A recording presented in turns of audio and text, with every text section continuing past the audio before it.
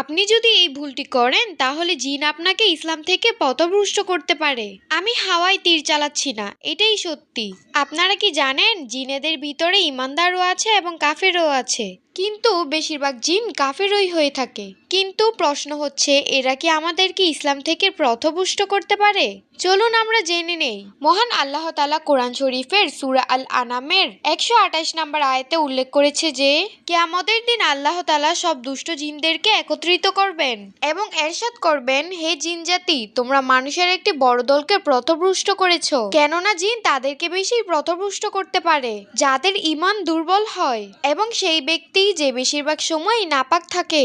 এই জন্যই সবসময় পাক সাফ থাকবেন এবং বেশি বেশি করে কোরআন তেলাওয়াত করবেন আর নামাজ পড়বেন। কেননা আপনি যদি নামাজ থেকে দূরে থাকেন তাহলে জিন আপনাকে পথভ্রষ্ট করবে। আল্লাহ তাআলা আমাদেরকে জিন এবং শয়তান থেকে হেফাজত করুন। আমিন।